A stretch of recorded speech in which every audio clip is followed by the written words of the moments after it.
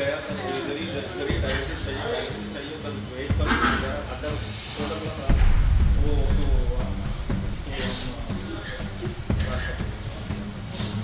अंदर भी जाने का होता है पैसा नहीं बस पैसे दिए फिर आपने उसका इलाज क्यों नहीं किया, रेफर क्यों नहीं किया? आपने उसको मारा ना कुछ जान के, अभी खुद बोल रहे हैं उससे आप पैसे के लिए बोला उसने, तो आपने उसको बाहर वेट क्यों कराया?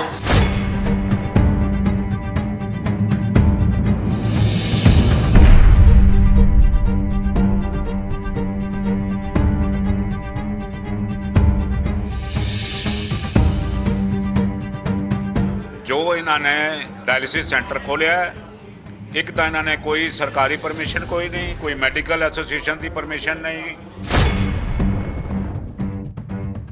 मसलन डायलिसिस सेंटर के ब्लड बैंक चाहिए वो भी नहीं है, ICU फैसिलिटी चाहिए वो भी नहीं है, ऑक्सीजन की नाइट्रस ऑक्साइड की कार्बन डाइऑक्साइड की कोई फैसिलिटी उत्थे नहीं हैगी।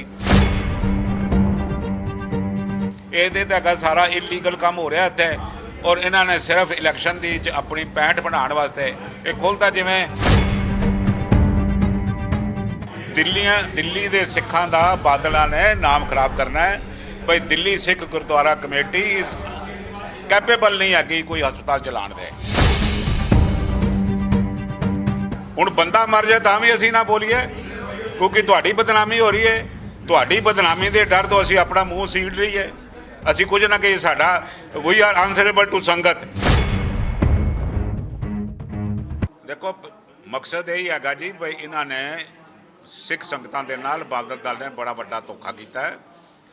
ਜੋ ਇਹਨਾਂ ਨੇ ਡਾਇਲਿਸਿਸ ਸੈਂਟਰ ਖੋਲਿਆ ਇੱਕ ਤਾਂ ਇਹਨਾਂ ਨੇ ਕੋਈ ਸਰਕਾਰੀ ਪਰਮਿਸ਼ਨ ਕੋਈ ਨਹੀਂ, ਕੋਈ ਮੈਡੀਕਲ ਐਸੋਸੀਏਸ਼ਨ ਦੀ ਪਰਮਿਸ਼ਨ ਨਹੀਂ ਔਰ ਉਹਦੇ ਵਿੱਚ ਜੋ ਚਾਹੀਦੀ ਹੁੰਦੀ ਹੈ ਚੀਜ਼ ਮਸਲਨ ਡਾਇਲਿਸਿਸ ਸੈਂਟਰ ਦੇ ਵਿੱਚ ਬਲੱਡ ਬੈਂਕ ਚਾਹੀਦਾ ਉਹ ਵੀ ਨਹੀਂ ਹੈ, ICU फैसिलिटी चाहिए वो भी नहीं है, ऑक्सीजन की नाइट्रस ऑक्साइड की कार्बन डाइऑक्साइड की कोई फैसिलिटी उत्थे नहीं हैगी।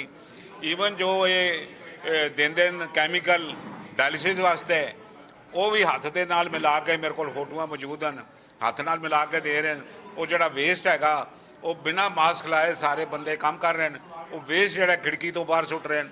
कोई मतलब कोई हॉस्पिटल वाली गल ही नहीं लगती। ये सारा इलीगल काम हो रहा इत्थे और इन्होंने सिर्फ इलैक्शन की अपनी पैंठ बनाने वास्ते ये खोलता जिमें पोलीटिकल पार्टियां करदियां।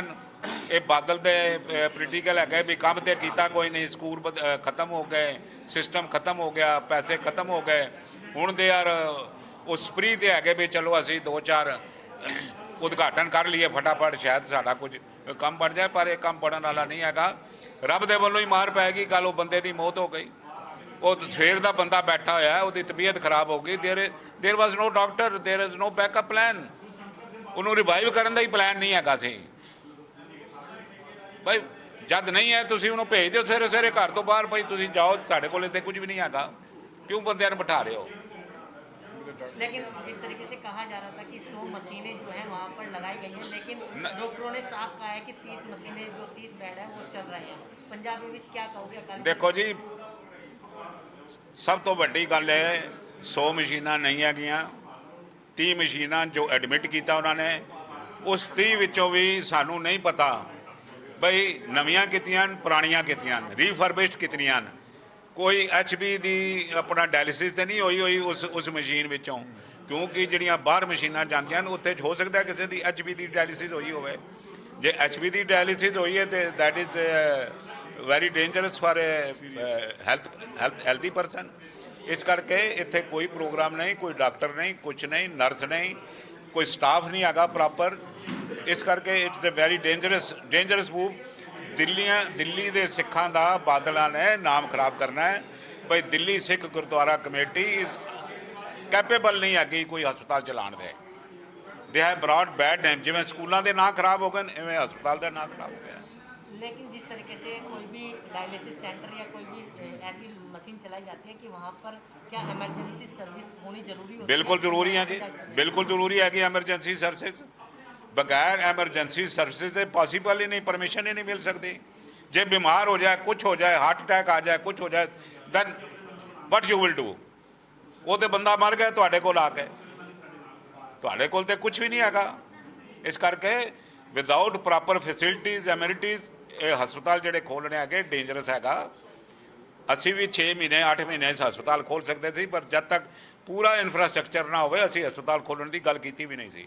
ਕੀ ਮੰਗ ਕਰਦੇ ਮੰਗ ਹੈਗੀ ਜੀ ਬਈ ਕਲਪੇਬਲ ਹੋਮਿਸਾਈਡ ਜਿਹੜੇ ਕੇਸ ਹੈਗੇ ਸਿਰਸੇ ਦੇ ਉੱਪਰ ਦਰਜ ਹੋਣੇ ਚਾਹੀਦੇ ਨੇ, ਕਸਟੋਡੀਅਲ ਇੰਟਰੋਗੇਸ਼ਨ ਹੋਣੀ ਚਾਹੀਦੀ ਇਹਨਾਂ ਦੀ, ਔਰ ਸਾਰੀਆਂ ਚੀਜ਼ਾਂ ਬਾਹਰ ਆਉਣੀਆਂ ਚਾਹੀਦੀਆਂ ਨੇ ਬਈ ਇਹਨਾਂ ਦਾ ਪਰਮਿਸ਼ਨ ਤੋਂ ਬਗੈਰ ਇਹਨਾਂ ਨੇ ਕਿਵੇਂ ਸ਼ੁਰੂ ਕੀਤਾ ਹਸਪੀਟਲ, ਪਰਮਿਸ਼ਨ ਤੋਂ ਬਗੈਰ ਉਹ ਬੰਦਾ ਕਿਵੇਂ ਮਰ ਗਿਆ, ਤੁਸੀਂ ਜ਼ਿੰਮੇਦਾਰ ਹੈਗੇ ਉਸ ਬੰਦੇ ਦੇ, ਔਰ ਸਾਰੀਆਂ ਚੀਜ਼ਾਂ ਤੁਹਾਡਾ ਕੀ ਕੰਟਰੈਕਟ ਹੈਗਾ NGO ਦੇ ਨਾਲ, ਤੁਸੀਂ ਖਾਲੀ ਪੈਸੇ ਪਿੱਛੇ ਹੀ ਸਾਰਾ ਕੰਮ ਕਰ ਰਹੇ ਹੋ। ਸਾਨੂੰ ਦੱਸੋ ਤੁਹਾਨੂੰ ਕਿਤਨੇ ਮਿਲਣਗੇ, ਉਹ ਪੈਸੇ ਕੌਣ ਦੇਗਾ, ਸਰਕਾਰ ਕਿਤਨੇ ਦੇਗੀ, ਇਹ ਸਾਰੀਆਂ ਚੀਜ਼ਾਂ ਓਪਨ ਕਰੋ, ਸਾਰੀਆਂ ਪੁਲਿਸ ਇੰਟਰੋਗੇਸ਼ਨ ਚ ਆਉਣੀਆਂ ਚਾਹੀਦੀਆਂ ਚੀਜ਼ਾਂ ਹੈ। लेकिन मौजूदा कमेटी कह रही है कि जो विपक्षी दल है वो बदनाम करने की कोशिश कर रहे हैं, मत- कोई अच्छा चंगा काम कर रहे हैं दिल्ली कमेटी पंजाब मत में बदनाम, क्या करोगे? अरे भैया बदनामी वाले काम करोगे तो बदनाम होवोगे, बदनामी वाले काम नहीं करोगे तो नहीं बदनाम होवोगे। जब तुसी डायलिसिस सेंटर खोलिया असी तुहानू कुछ किया, कोई बयान दिता, असी कुछ भी नहीं किया। हुण बंदा मर जाए तां भी असी ना बोलीए क्योंकि तुहाडी बदनामी हो रही है, तुहाडी बदनामी के डर तो असी अपना मूँह सीड़ लईए।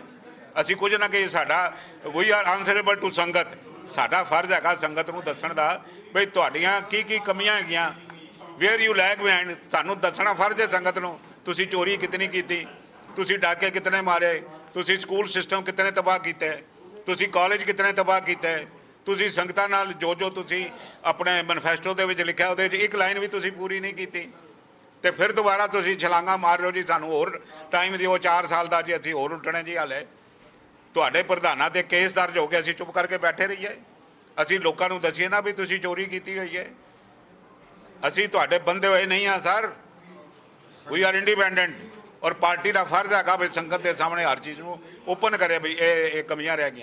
क्या जिसकी मौत हुई है क्या उसके मुआवजे की मांग कर रहे हैं? बिल्कुल हम कह रहे हैं मुआवजा देना चाहिए इंसानियत के तौर पर। उसके छोटे छोटे बच्चे हैं, बेवा है, वो 50 देवन 75 देवन 60 देन जो देना है 60 लाख रुपया देन 50 लाख रुपया देन।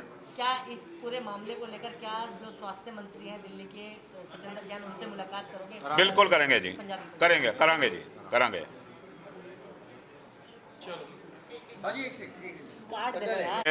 ਹੈਲਥ ਮਿਨਿਸਟਰ ਨੂੰ ਬਿਲਕੁਲ ਮਿਲਾਂਗੇ, ਸਤਿੰਦਰ ਜੈਨ ਨੂੰ ਸਾਰੇ ਹਾਲਾਤ ਦੱਸਾਂਗੇ, ਚਿੱਠੀ ਬਣਾਵਾਂਗੇ, ਬਣਾ ਕੇ ਉਹਨਾਂ ਨੂੰ ਦੱਸਾਂਗੇ, ਔਰ ਉਹਨਾਂ ਨੂੰ ਰਿਕੁਐਸਟ ਕਰਾਂਗੇ ਵੀ ਸਾਰੇ ਐਪੀਸੋਡ ਦੀ ਜਿਹੜੀ ਹੈਗੀ ਇਨਕੁਆਇਰੀ ਹੋਣੀ ਚਾਹੀਦੀ ਹੈਗੀ।